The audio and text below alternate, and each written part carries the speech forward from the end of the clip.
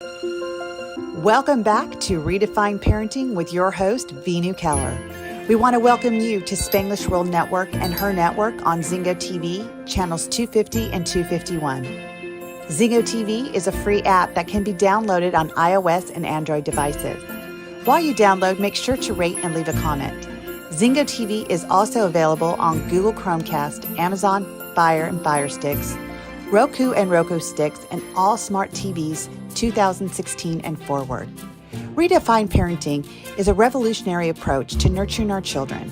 Veenu will bring you live experts, transformative insights, and a fresh perspective, all aimed at helping families worldwide truly understand their children.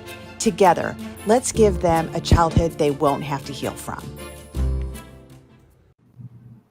Hello, and welcome to another episode of Redefine Parenting. I'm your host, Veenu Keller, and I'm really excited to have my guest on today. You know, in this time of age in 2024, we hear a lot more of divorcing and separation and, you know, parents not being married and then them leaving and who's at stake? It's the kids, right? It's how do we create loving homes? How do we co-parent?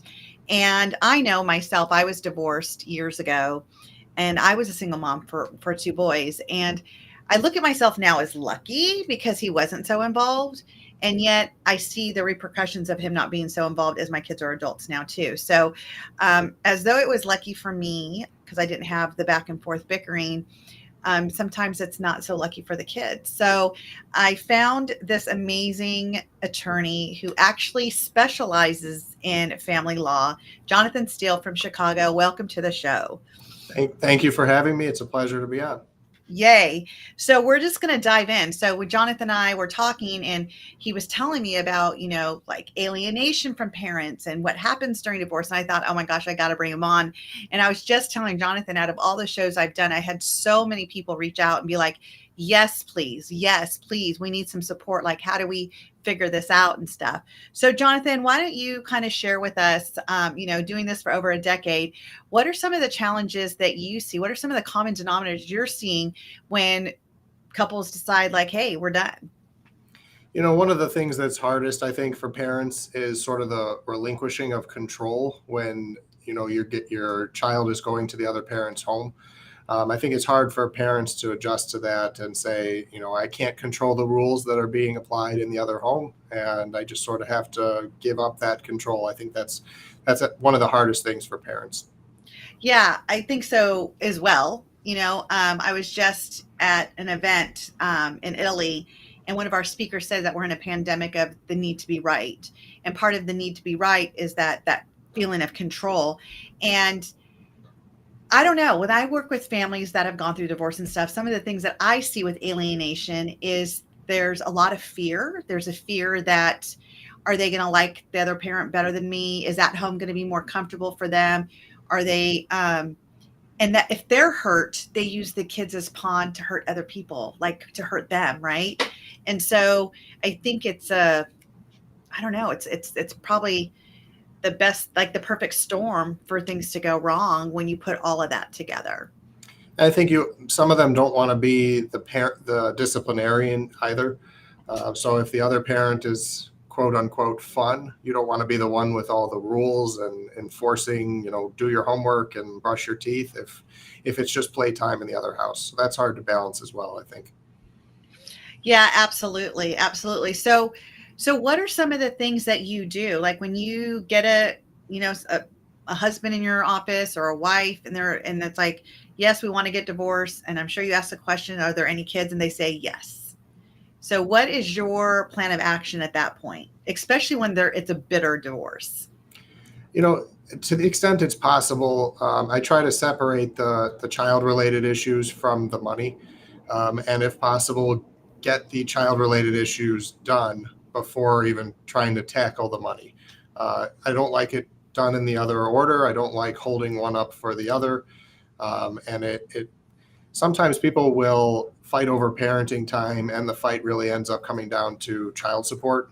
So it sort of weeds that out as well. So, you know, in those early stages, it's just a matter of trying to figure out what does the client want? What has their relationship with their child looked like? What kind of time are they available to parent? And do they think they can communicate and make joint decisions with the other parent? And if not, who's going to make decisions? Yeah, I could see that being a challenge. But what if the people, because sometimes I agree, sometimes it's all about child support. I've seen that, oh, you're not paying child support, so you don't get to see the kids. And, I don't know, but I know in North Carolina, one doesn't have to do with the other. I'm not sure because I know every state has different laws. Um, is it an assumption in Chicago? It's the same way, like one has nothing to do with the other? You can't withhold one for the other, but we are on an income shares model where if you have a 50-50 schedule, the payor is going to pay less in child support. So sometimes the other parent will push back on an equal schedule because they don't want to take a hit in child support. Right. So what happens if it's not about money? What happens if, I'm your client, but this guy has hurt me? My husband, I've been with him for 25 years. He's now just done. He's the one that's wanting the divorce, not me, but I have no choice. Like I got to give him the divorce. And now the whole kids, like, I don't want my kids to see him. I think that he's a bad guy. I think that he just kind of left us. Like, what happens in those scenarios? How do we really start to try to keep a happy home? I try to manage a client's expectations. There aren't no shortage of clients that come in and say, I want all of the parenting time. That's a hard sell. Parents that are in prison see their kids. So it's a very rare occurrence where it's truly you have all of the parenting time. I try to encourage people to think, long term and think, you may be upset with the other parent right now, but is it in your child's best interest to have two homes and to have two parents to help raise them? Ultimately it's their call at the end of the day, but I can tell them from my experience that it can be better to have both parents. Right. And if they're still adamant, like, they're still adamant, because I see it a lot. I mean, I coach these kids that have been in that tug of war, right? And these parents are literally at war, like the mom or the dad, not just the mom, but the dad is just adamant that the kid's better off not going there. They're, they have like literally they're alienating them from the other parent. And yet the other parent's like, no. Like, how do we talk about it? Like, they're the calming one. They're the ones like, look, I don't need to see him every week. If you say they're busy, I don't need to see him every week. How about once a month even? No, they're too busy for you. They're too busy for you. And then you try to connect with the kids. And I'm talking like teenage kids, right? Like 14, 15, 16-year-olds. And they're like, no, I'm too busy. I'm too busy. Do judges see that? Do they say, well, no, you can't alienate them? Do they even see alienation? Or is it just kind of, well, they're old enough to make the choice, so they don't have to go the other parent? That age that you're describing is where it gets difficult. If you have a 3 or a 4-year-old, whether they want to go or not, you're dropping them off and they're going. If we let kids run the show, then they're eating chocolate cake for breakfast and they're not going to school and they're not taking medicine. So parents are making decisions for them. But when you start to hit 15, 16, good luck making a 15 or a 16-year-old do anything. If you can force parenting time, it may be not quality parenting time because it's by force. So that age is tough, not just because teenagers are difficult, but because, trying to force parenting time if they don't want to go, even if it's the result of alienation, can be difficult, and courts struggle with that. So do you deal with cases of alienation with parenting? I've dealt with many, yeah. And so can you share some stories and share like how to help these parents that are the ones being alienated? It's tough. If you are sort of the victim, and really I think it's the kids that are the victim, but if you're sort of the target of the alienation, you're going to want to just have your time with your kids be quality time to the best you can and not give up that fight.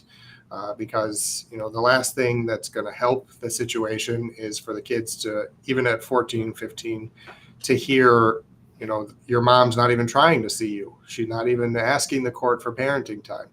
That's going to make the situation worse. So you can't just give up that fight. You have to keep trying.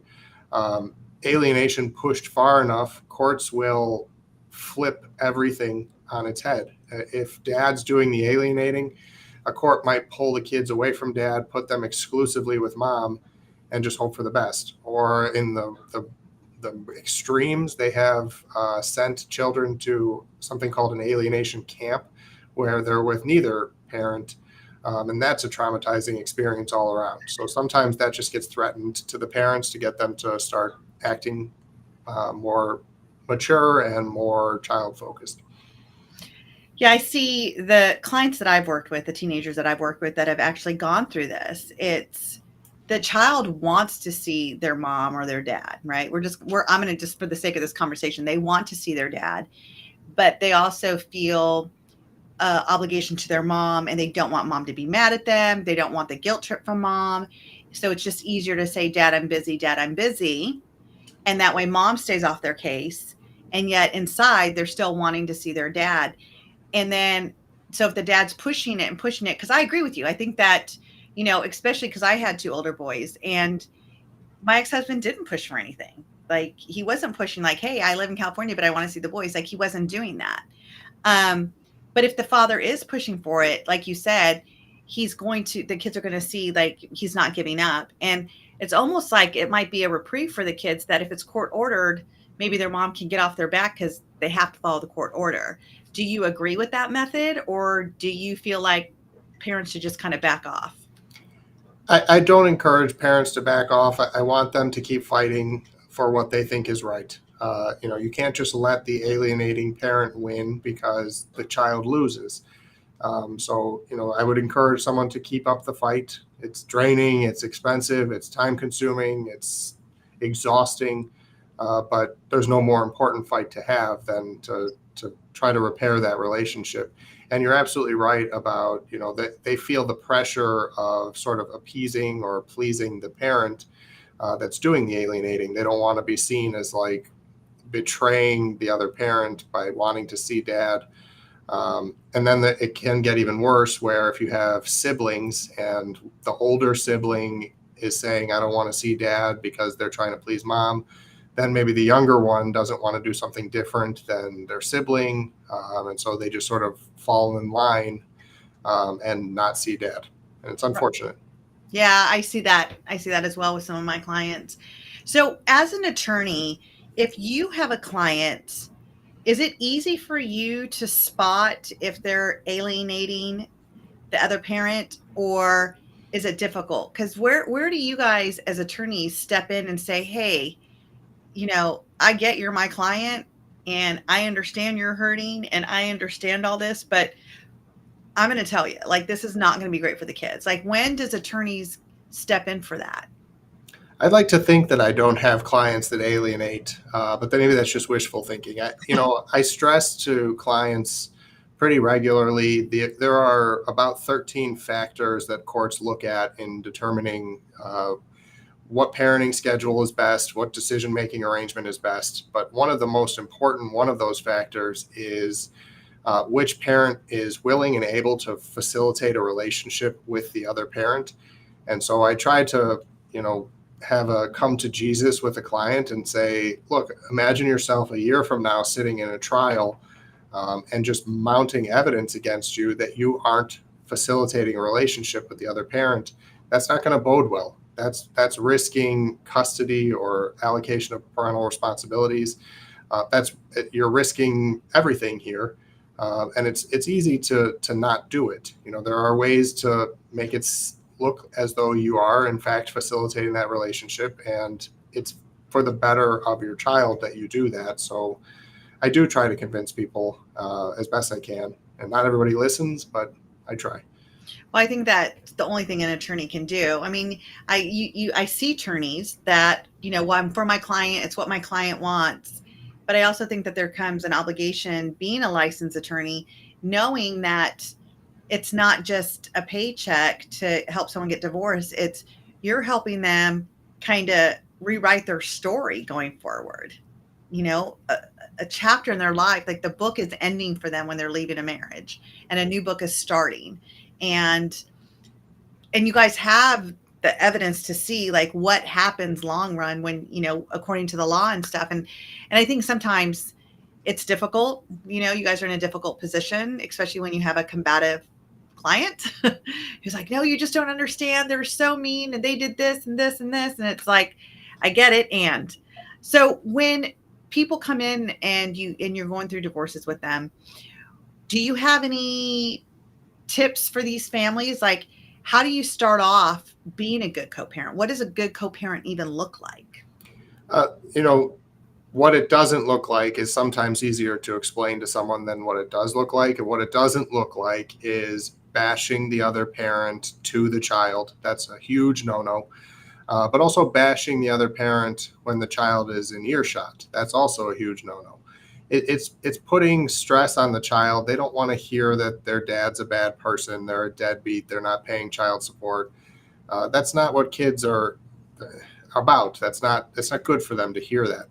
But then there are also things that are positive that, you can tell a client that, even though you're split into two separate homes now, there are ways of having some continuity for them, which could be, if you are dad, maybe you're hanging a picture of mom in your home. And it's probably the last thing you want to do is look at a picture of mom every day, but think of it as being for your child. And that's a good way of facilitating a relationship with mom by having that picture, whether it's in the kids' rooms or in like a communal space. That's great for them. And then I think also helping them to make gifts for Mother's Day, helping them make gifts for mom's birthday, things like that shows them that, yes, we have our differences. Yes, we're living under separate roofs, but mom's not going anywhere. We're still a family. We're just living under separate roofs. And I think things like that go a long way to demonstrating that for the kids. Yeah, I agree. Those are great strategies. Some of the things that I add for my clients when I'm working with a family and they're like, okay, we're divorcing, this is it. I would say create the same boundaries at each home. If at mom's house, bedtime's 8:30, and then they go to dad's and they don't have a bedtime, that doesn't work so well. If they go to mom's and she's like, watching sugar intake, she's all about a balanced meal for them. She's all about exercise, like health, nutrition is important. And they get to go to dad's and they can eat SpaghettiOs out of a can and they don't care if they eat, and they can eat Snickers for breakfast, because kids, they want the easy, fun, no rules type of thing, but their frontal lobe's not developed either. So they don't realize how much they actually crave the structure and how it shows how much you care. And so I always tell my families, I say, how could you guys create the same page at each house? How do you make the routines very same? I know sometimes dads get that title, the Disneyland dad. And a lot of the moms feel like they're just not the discipline. I have to do all the discipline. I'm at the school, I'm at the conference, and he just gets to take them for the weekend and have fun. So one of the things that I suggest is, do you ask dad when he can make the conference? Maybe he can, and now we have Zoom. So it's like, can you Zoom dad in if he can't be there physically? And I feel sometimes it's a double-edged sword because the mom enjoys saying, well, dad doesn't do it. But on the other side of it, no one's asking dad. No one's telling dad, hey, the conference is this day, or hey, they're struggling and we need to talk about this, or their report card came in, and I mean, I see it. I see it day to day. What you're describing is that, what I touched on earlier about relinquishing control when the child is in the other home. It can be hard to develop a cohesive rule set for the children if the parents aren't on the same page. In your scenario, it's easier for dad to say sugar's fine, SpaghettiOs are fine, and they're gonna be happy about it. They're gonna look forward to going over to dad's house because he lets them have ice cream every day. Right. But I think having that cohesive rule set is very important for kids. They do crave structure. It seems counterintuitive, but if they know where the rules are, then they know they're free within that rule set. So I think it is responsible parenting to try to come to terms, at least on major things, device usage, diet, bedtime, I think is an important one. I think that it can be hard for parents to agree on all of those things. And if you can't, then you sort of do just have to relinquish control. But it is important, as far as I'm concerned, to come to terms on a cohesive rule set as best you can. Yeah, absolutely. And I do agree with you about the whole power thing. It's like as soon as we put down the power, we could start seeing what's on the other side of it. And it's like remembering that once upon a time you loved this person. You love them enough to marry them and have kids with them and create a life with them. It's so what do we have to do to get back to that? If we put everything else aside, they had an affair, that sucks. I get it. That was not what needed to happen. You feel betrayed, you feel hurt. So how do we work through that hurt so you can now co-parent? Because you said it in the beginning of this call, it's that it's the kids that are suffering, you know, and we're trying to hurt each other, but it's really hurting the kids the most. And honestly, it's teaching them, how do you communicate with someone when there's conflict? And I think they're going to model your behavior with your significant other in their own relationships. And that's important, I think, to keep in mind that you are modeling for your child. And, do you want them to grow up and have a hostile and contentious relationship with their significant other? Because that's what you're showing them. And if that's not what you want for them, then don't model that for them. Right, right. So when when your client comes in, and they're new clients and they want a divorce, is one of your goals to talk about in that, like, what does it look like to have two happy homes? Yeah, I don't know that I phrase it that way, but I try to tease that out. That's what I'm looking for to try to understand. And the concept is hard for most people to understand at first. It's a lot of people end up staying together, at least in their own minds, for the sake of the child. And they think, one contentious home might be better than two. But the science on it is clear that two happy homes is going to be better than one conflict-laden home. And it's really the conflict and it's the contentious nature of the relationship that is what's weighing on the kids, not so much the divorce. They will thrive under two happy homes. So I think it's hard for people to understand that. And I think it's also hard for people to understand, some people come in and it's either we fix our communication or we divorce. And, communication underlies a lot of, the symptoms that cause a divorce. And it's one of those things where you have to explain to clients that it's not one or the other. It's not, we failed at communication, therefore we're getting divorced and we don't need to work on communication anymore. If you're going to parent with that other person for the rest of your child's life, you need to figure out communication, even if you are divorcing. Yeah, absolutely. Because communication is the key to every relationship, honestly, regardless of if you're together or not. You have to communicate about the kids, and it's teaching your kids not to play against each other either. But I'm married, and I'm going to be honest. I take care of the kids' conference. I take care of, like, there's so much stuff that as a mom I take care of that my husband doesn't want to be bothered with. But it doesn't mean that he couldn't be bothered with it. If I'm out of town, he'd be like, okay, just tell me when, I'll go to the conference. I think sometimes us moms just are more involved with the school stuff, trying to figure it out. But there's a lot of dads out there too. I just think about, like, when they're separated and the mom's blaming the dad for not being involved. It's like, well, when he was married to you, how much involvement did he have with the schools? I used to work a lot with the schools when I worked with children with disabilities, and the IEP meetings dad wasn't showing up to those meetings. Mom was, so it's also keeping that in mind too. I just think that a lot of this all stems from the one parent or both parents being hurt and, them trying to get out of that pain by hurting the other person. And I feel like these kids become this pawn for these families instead of realizing, and they think, oh, well, they're small, they're not going to remember. But it does affect them. It affects them a lot as they're growing up. It becomes that emotional significant event that creates this meaning that they get and how they handle things in the future as well. So, so what else happens when you have these people that are divorcing and it's contentious?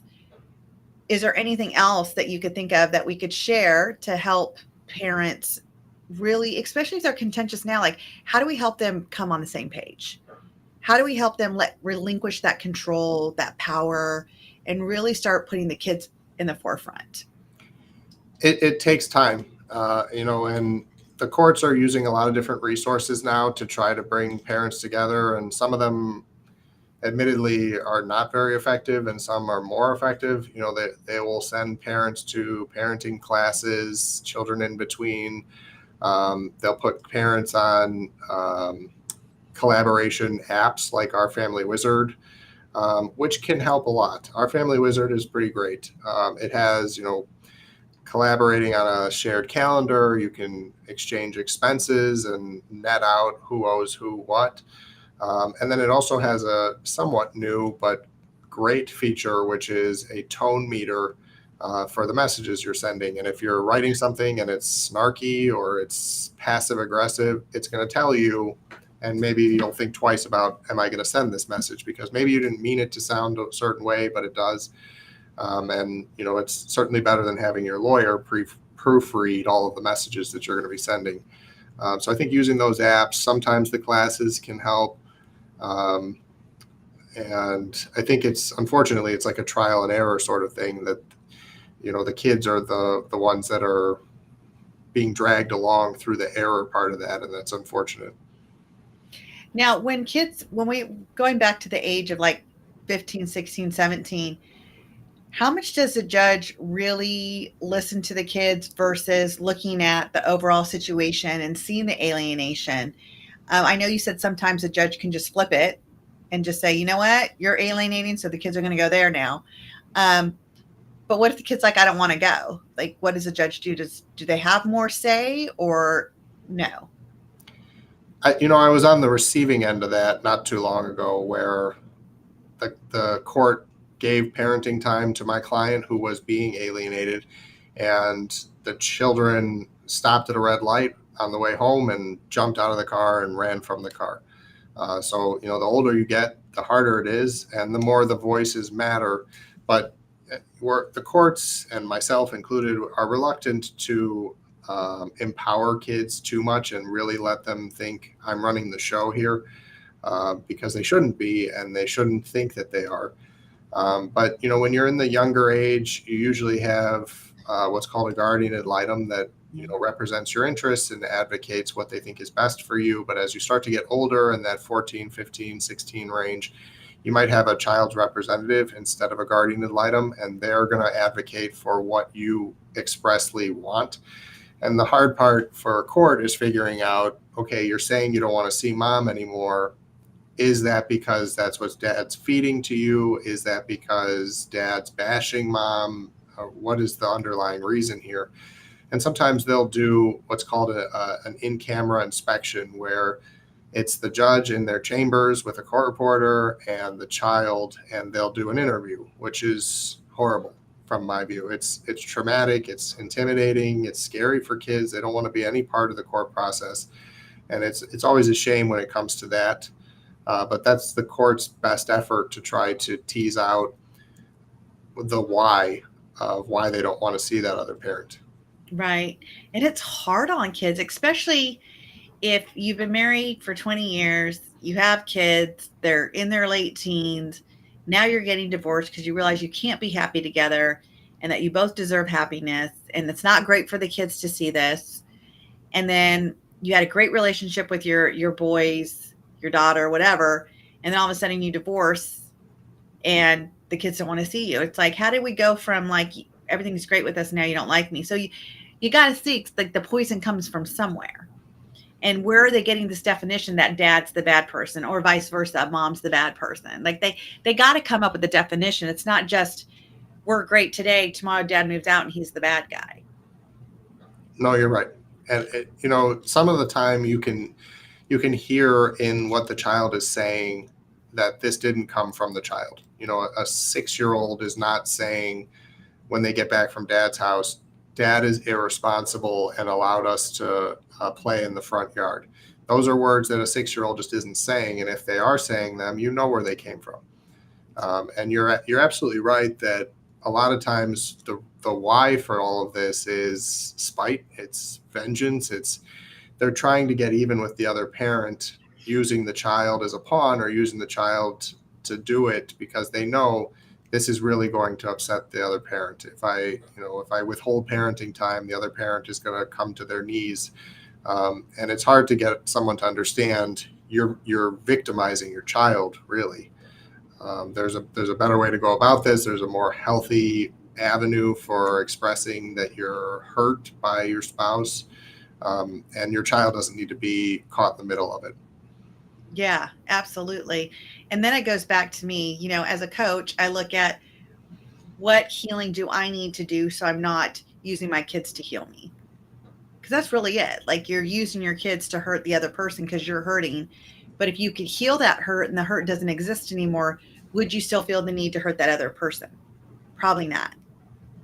And it took me a while. Like, I remember when I divorced my husband. Well, my husband and I divorced, and I had these kids and they wanted to go there for Thanksgiving. I'm like, oh, you can't have them for Thanksgiving. Like, that's my holiday. And there was a lot of fear in me.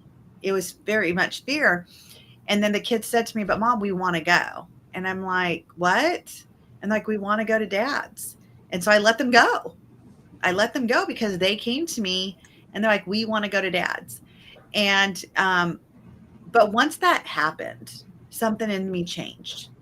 It was no longer about what do I want? How am I going to feel? I'm going to feel lonely that these boys are not spending Thanksgiving with me. And it became about them. And so I had to learn through that experience for me personally. And so I'm kind of glad it happened. But at the same time, some people don't ever get that lesson. They just keep, no, you're not going. I don't care what you say. And then the kids feel defeated. It's like, why even tell them what I want? Because it doesn't matter. They're not going to give it to me anyway. And, if you push that too far, and if you had stood your ground and said you're not going for Thanksgiving, your dad's a jerk, or, plug in whatever adjectives you want, the way that shakes out a lot of the time is they then want to move. They want to live with Dad full time because you're not attentive to their needs. You're not listening to them. And so they might get older and they're 14 and 15 and saying, you might have been sort of the primary parent for the last 10, 12 years, but now we want to go live with Dad. I never even thought about that. What a good point. Yeah, because at that young age, they're like, you're not, like you said, you're not listening to me anyway. So as soon as I can, I'm going to go be where I am listened to. Right. That is such a good point. I never even thought about that. And, my husband has gone through his stuff with his ex, with his girls and stuff, and we've gone through court and whatnot. And I always see how it affects the kids. Like, it's the kids that are in the middle. And unfortunately, it's such a gray area because the person's coming after you and you're like, how are these allegations even out here? Like, this doesn't even make sense. And then you get in defense mode. And then as soon as you get in defense mode, you can't even see what's going on for the kids. And I'm sure as an attorney, you see that as well. Well, it does. It's a fine line as a lawyer because, if I'm representing Mom and she comes in and tells me Dad has been is a terrible person. He's a terrible dad. He's uninvolved. He doesn't care about the kids. And I'll ask, well, how long has that been the case? And it'll say, forever. He's never been a good dad. Okay, well, you had multiple children with him, right? So he was a bad dad after child 1. He was a bad dad after child 2. And then you had 3, 4, and 5. That's a hard sell to a judge as a lawyer that, he's been bad all along, and yet you stayed married together and you had more and more kids. So that story requires a little bit of refining, even if there is a morsel of truth in there, because you stayed with him for a reason. So there must have been some redeeming qualities in there. Yeah. Yeah. Well, I'm glad that there's attorneys like you out there. I mean, I do feel that sometimes, because I work with my clients and they'll be like, they'll get papers. They'll be like, could you believe that they said this about me? And I know the mom because I've been working with them for a year or whatever. And I'm reading these papers and I'm like, oh my gosh, like how did he even come up with this stuff? And then the mom's like, okay, now I have to defend myself. And now it's like a big defense. And it's like, again, the kids just don't even get seen, and now there's a battle and the kids are the ones that are underneath, like the gunfire, if you would. It is a fine line that we walk as lawyers. We are advocates to some extent. We're puppets and we have to do what our clients want us to do, but there's limits to that. We also have obligations towards children, notwithstanding our advocate hats. And we always have the option of withdrawing. We don't have to continue to represent someone that we think is harming a child, even if that's what they're telling us to do, even if that's what they're telling us they want. And so we can withdraw and we can say, what you're doing is not good for a child and I don't want to be any part of it. So good luck. I'm not going to help you further this cause anymore. And not a lot of lawyers will do that. Not a lot of lawyers think beyond the billable hour, and I understand, but there's a child caught in the mix, and sometimes you do need to stand up to a client because they're not thinking clearly and they're victimizing their child. So I think it's important to put your foot down sometimes and say, I understand you're paying me by the hour to do your bidding, but your bidding here is harming a kid. And so there are certainly times where I've said, I'm drawing a line here. I don't like the way this is going. I don't like what your plan is here, and I've withdrawn. Nice. So you've done it. Sure.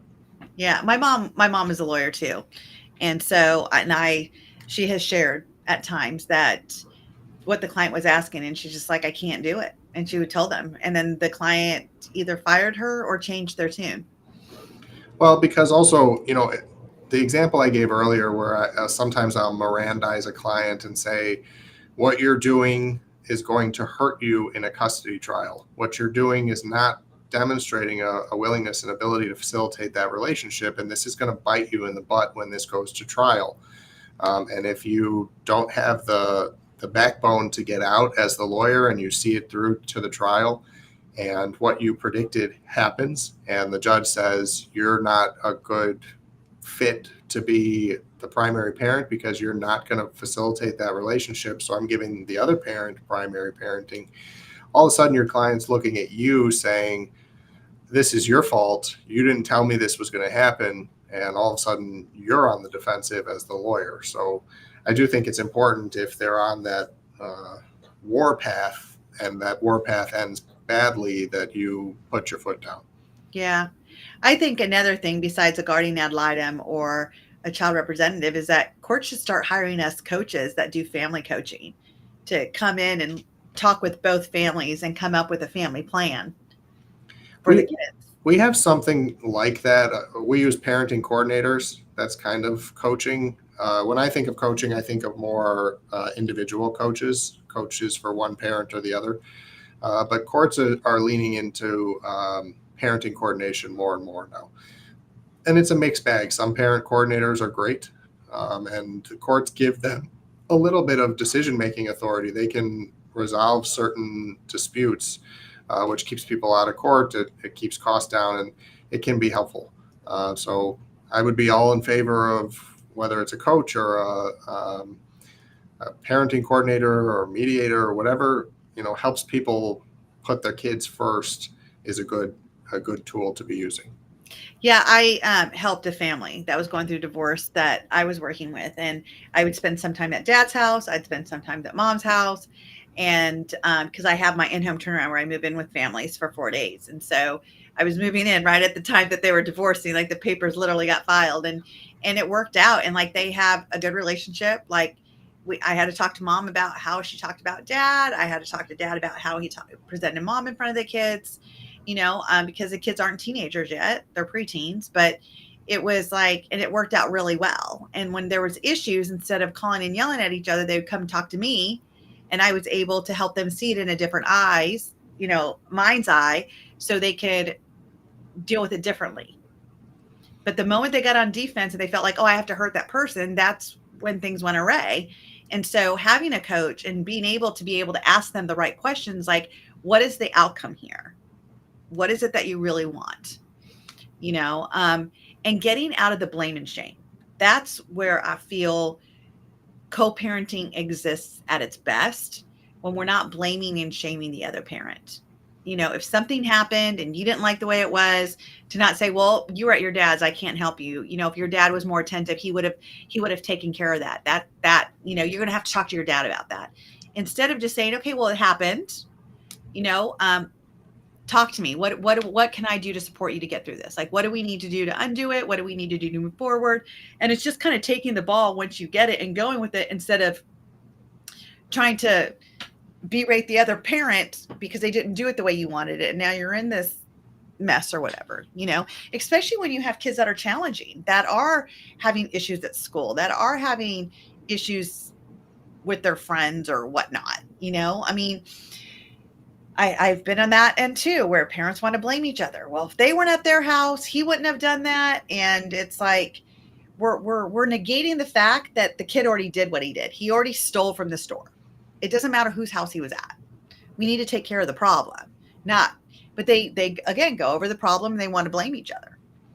The blame game is wildly ineffective. You know, it just doesn't matter most of the time whose fault it is. You have to address the issue. You know, if the child is becoming a social media addict, or they're living on their phone, and dad bought the phone, mom might say, well, it's your fault, you bought him the phone. Well, 100%. The fact of the matter is the child has a phone now and they're addicted to it. So we need to address the addiction to the phone, not blaming me. You know, it's too late now. He has a phone, we got to fix it. And it's just, maybe it's human nature to say it's your fault, it's not my fault. But it stops people from looking at what the actual issue is and problem solving. Yeah. Yeah. And it's interesting because my twins are 12 and we're literally in that phase of accountability. Like, that's the phase of life we're in right now, is I get this is happening. Where are you accountable for you? And unfortunately, I don't think that there's a lot of training in that, especially when it comes to adults, because we still want to blame everybody else for it, except for dealing with the problem. And, you know, screens are a big thing. I mean, that's one of the biggest issues I have with the kids that I coach, and they're living in two separate homes, is that, well, at dad's, I'm allowed to be on my screens and I'm fine at my dad's. I don't know why when I go to mom's, she just shuts it down and says, well, you've been on it a lot at your dad's. And she doesn't even know I wasn't on it, but an hour, like, it's just back and forth. It's Well, like, that's why that united front is important. And it requires a team. Even if you're not together as a couple anymore, you're a team for your kids, and you do need to, on major things at least, apply the same set of rules, because kids have a tendency to be manipulative. They're great at it. And, well, dad lets me do this, and so now mom's going to let the child do it because dad's letting the child do it. So it's important to come together and say, these are the rules we're going to apply. This is how much screen time you get. This is how much sugar you get. This is the bedtime. Even if I don't like you as the other parent, we need to apply the same set of rules so that they're not playing us against each other. no, I love that. So when they come to you, do you have certain questions? Like, what is your outcome when they're in two different homes? Like, do you get their say in it to see like where your starting point is with the person? You know, I try to ask questions to figure out what the real goals are, because a lot of people come in and they use buzzwords or phrases that in the courtroom they don't really even mean anything. Some people come in and they say, I want sole custody. And that raises more questions than it answers for me, because at least in Illinois, we don't have custody anymore. We have allocation of parental responsibilities. So I like to ask, what exactly do you mean? Are you referring to parenting time? Are you referring to decision making? If you're referring to parenting time, why is it that you don't want the other parent to see the child? And try to tease out exactly what they were looking for and why, because otherwise, and a lot of times, you know, somebody will come in and they say, I want 50-50 because that's fair. Okay, well, what schedule? What days, what hours? I don't know, just 50-50. And that's just, it's more they're wedded to the number there than they are, what the parenting schedule should be. So I like to ask more questions about what does the schedule actually look like, and try to figure out, what is the client looking for? Why are they looking for that? Because a lot of times there are legitimate reasons for, I don't want dad to see the child because, there's abuse or something, or there's addiction. And then, there is a legitimate concern, and it's not just I'm spiteful and I don't want dad to see them and I want to punish him. So it's important to not, be dismissive of everybody that says that, and to try to figure out, is there a good reason for it or not? Yeah, I think if I was an attorney, I think one of the questions I would ask is, what is your outcome for your kids? Because hopefully most parents are going to be like, I want them to be happy. I want them to be healthy. I want them to know they're loved. I want them to know this isn't their fault, that, we both love them. And that's a great place to start. Say, okay, so now we can build something from that, and if that was going to happen, what does that look like? And I love that Illinois doesn't have custody anymore. I know here in North Carolina, we have, there is still custody, but it's where the kids live, but the decision. So there's like joint custody when it comes to decision making, but I think it's called residential custody or something like that, where the kids live, and then we get parenting time. So it's interesting how every state's different. We moved away from the custody title just because it was an emotional trigger for people, sole, joint. And also when we're allocating parental responsibilities instead of just joint or sole, it gives the court the ability to, with a scalpel rather than just a hatchet, to fashion a remedy. Sometimes, if mom is a teacher and dad's a doctor, maybe you give medical decision-making to dad, educational decision-making to mom, and then you split the religion and extracurricular. Whereas before, it was basically all or nothing. It was either sole or it was joint, and that's it. That's interesting. I think, though, for our listeners, if they're going through divorce or if they're separated, to really think of what is life going to look like 10 years from now? Because, the pain is going to subside. You're going to go on with life. You're going to find a new partner, or maybe you're going to find greatness in being single, raising your kids. But what is it going to look like for your kids? Like, the decisions that you make today shape their future. It really does. Absolutely. And, you mentioned it earlier that some parents think, well, I got a free pass for now because my child's 2 or 3 and they're in that amnesia age, and so they won't remember what I'm doing. But it's not like a light switch where one day they remember. They start to pick up on tone, they start to pick up on body language, and they start to remember things sooner than you realize. And so you don't want to start a bad habit, even if your child is in that amnesia age. And it's also, I think, there's a tendency to match bad behavior. So if dad is bad mouthing mom, then mom might start bad mouthing dad.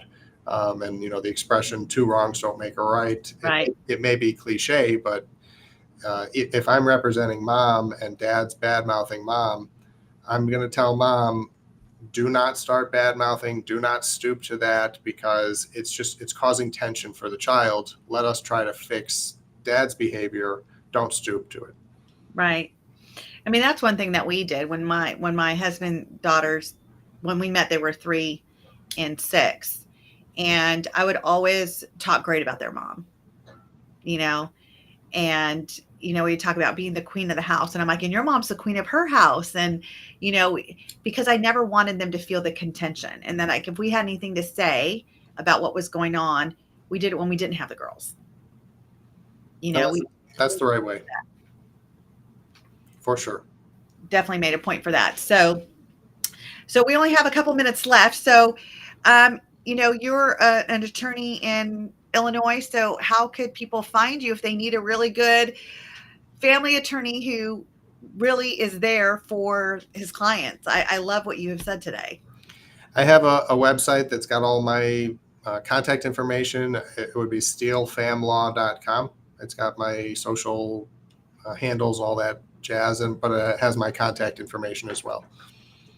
Well, thank you for all the information today. For all our listeners all over the world, this doesn't matter if you're in the United States or if you're in Australia. We have to put our kids first. Differences happen. Sometimes you're just great people, but you're not great together. But whatever you did, you have this beautiful child now that their future depends on how you guys move through this. So, Jonathan, thank you so much for being with us.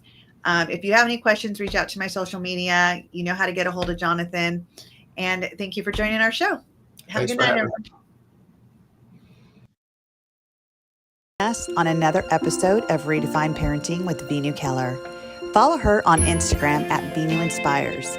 To learn more about Veenu, as well as download her free ebook now, go to www.veenuinspires.com. This show can also be heard on Spanglish Radio Network. Please check out www.spanglishworld.ca for all your news and programming. Spanglish World. Watch it, hear it, read it, download it.